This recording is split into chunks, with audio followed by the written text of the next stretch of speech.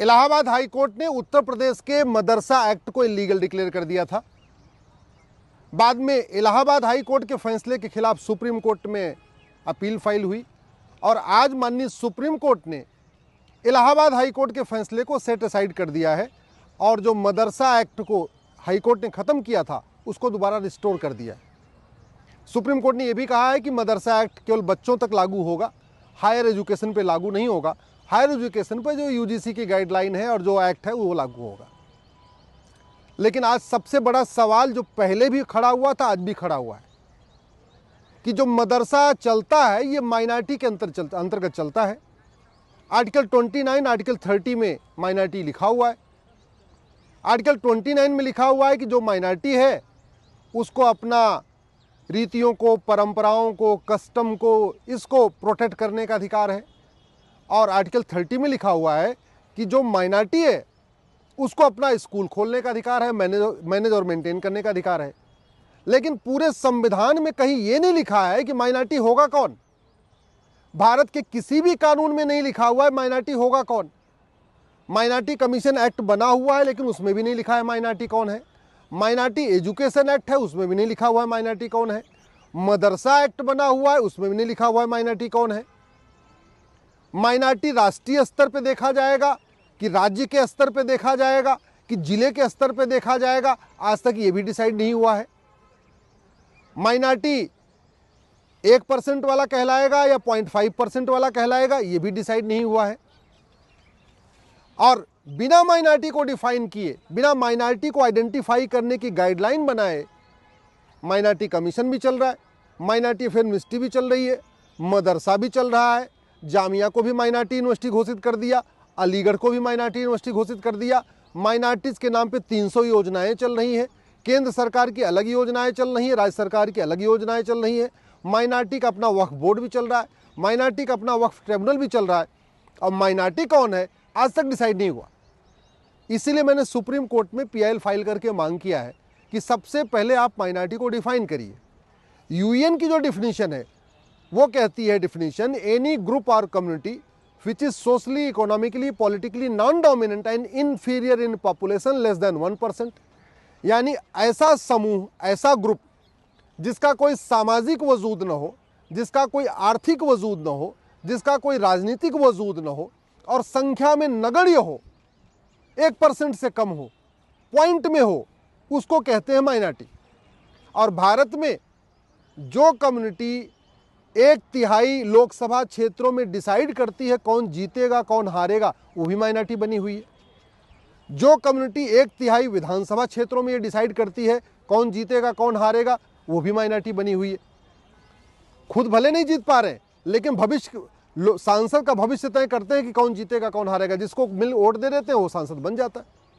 जो कम्युनिटी 1/3 ग्राम प्रधानों का भविष्य तय करती है, जो कम्युनिटी 1/3 पार्षदों का भविष्य तय करती है, 1/3 विधायकों का भविष्य तय करती है, जो कम्युनिटी 1/3 सांसदों का भविष्य तय करती है, वो माइनॉरिटी बनी हुई है। और उसको माइनॉरिटी अफेयर मिनिस्ट्री का बेनिफिट मिल रहा है, माइनॉरिटी कमीशन का भी बेनिफिट मिल रहा है, केंद्र सरकार की भी माइनॉरिटी की योजनाएं चल रही हैं, राज्य की भी माइनॉरिटी की योजनाएं चल रही हैं।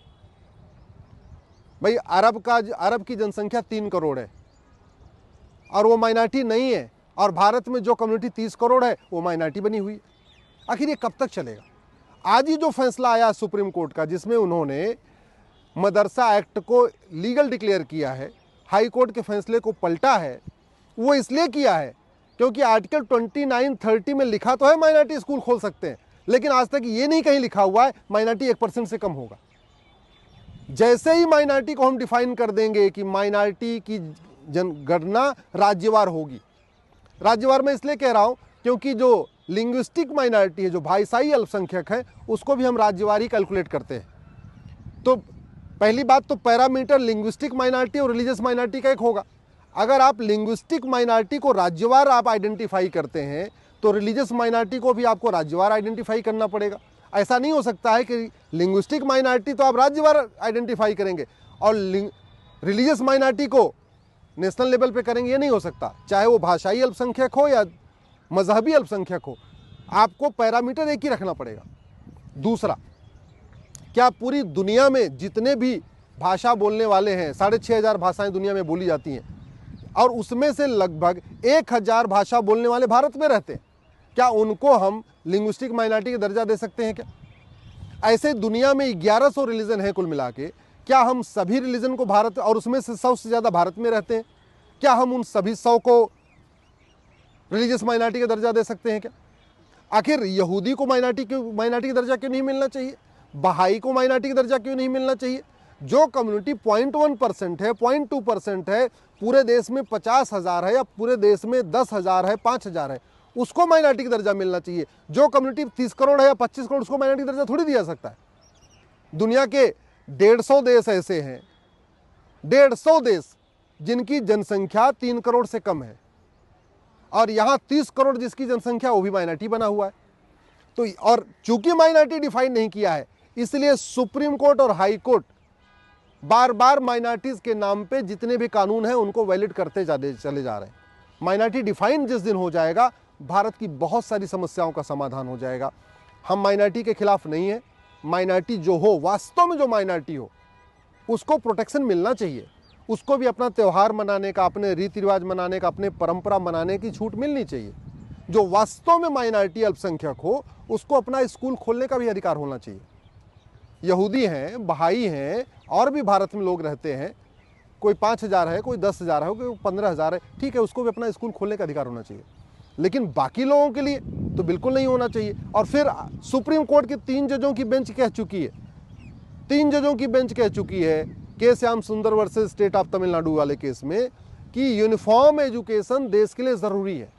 ये माननीय सुप्रीम कोर्ट की 3 जजों की बेंच ने कहा है कि यूनिफॉर्म एजुकेशन से जातिवाद खत्म होगा, यूनिफॉर्म एजुकेशन से भाषावाद खत्म होगा, यूनिफॉर्म एजुकेशन से क्षेत्रवाद खत्म होगा, यूनिफॉर्म एजुकेशन से कट्टरवाद खत्म होगा, मजहबी उन्माद खत्म होगा, यूनिफॉर्म एजुकेशन से देश की एकता अखंडता मजबूत होगी। और आर्टिकल 16 कहता है सबको समान अवसर मिलना चाहिए। सबको समान अवसर तभी मिलेगा जब यूनिफॉर्म एजुकेशन होगा।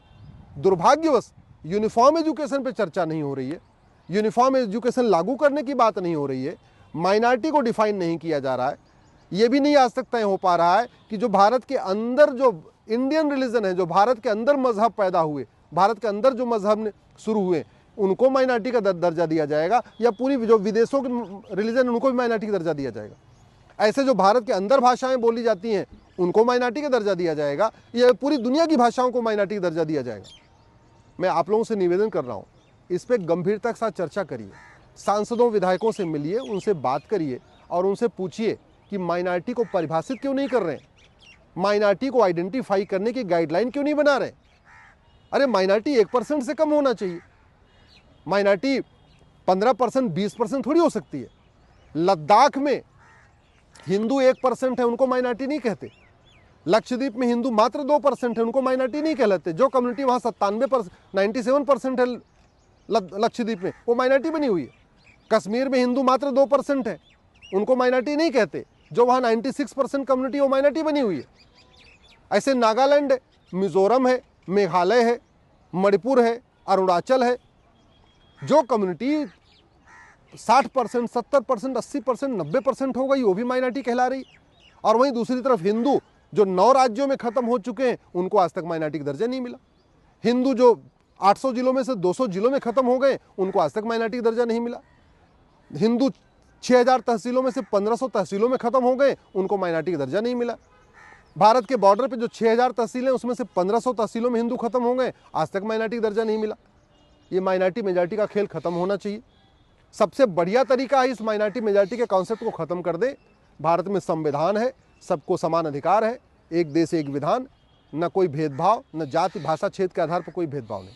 और दूसरा तरीका, अगर माइनॉरिटी मेजॉरिटी चलाना भी है तो कम से कम माइनॉरिटी को आइडेंटिफाई किया जाए, माइनॉरिटी को डिफाइन किया जाए, और माइनॉरिटी केवल उसी को ही माइनॉरिटी का दर्जा मिलना चाहिए जिसकी संख्या 1% से कम हो।